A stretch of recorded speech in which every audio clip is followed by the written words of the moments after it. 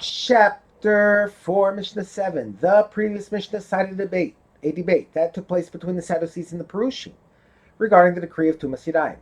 This Mishnah cites two other debates between the Sadducees and the Perushim. These debates are not related to the topic of Tumas Yadayim. The first debate. The Sadducees say to the Perushim, "We have a complaint against you, Perushim, because your rulings are not logical. For you rule that a stream of liquid that is poured from one container to another is tahor, even if the liquid in the bottom container is tameh. Logically, though, the stream should be tameh, since it comes into contact with the tameh liquid in the bottom container." The Perushim respond.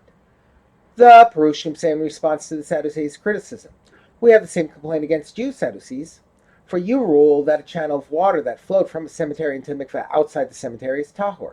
Yet you rule that the water in the cemetery is tameh. But according to your view, the water in the mikveh should be tameh, because it is in contact with the tameh water in the cemetery." The second debate. The Sadducees say, "We have a complaint against you, Perushim. For you say that if my ox or donkey causes damage to someone else's property, the owner of the animal is liable for the damages. But if my slave or maidservant causes damages to someone else's property, their owner is exempt from paying for the damage. But this defies logic. Consider. If I am liable for the damages caused by my ox or donkey, for whose observance of mitzvahs I am not responsible, then is it not logical that I should be liable for the damages caused by my slave and maidservant, for whose observance of the mitzvahs I am responsible?" The Perushim respond that there is a very good reason why one is liable for damages caused by his animal, but not for damages caused by a slave or maidservant.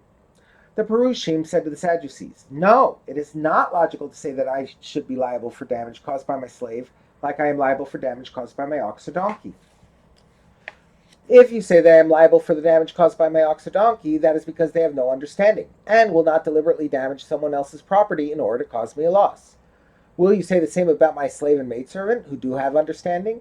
If I would be liable for the damage they cause, then if I would ever anger them, they would go and deliberately burn someone's stack of grain in retaliation, and I would be liable to pay for the damages. Since holding a master liable for damages caused by his slave would leave him open to unjust losses, the rabbis exempted him from liability."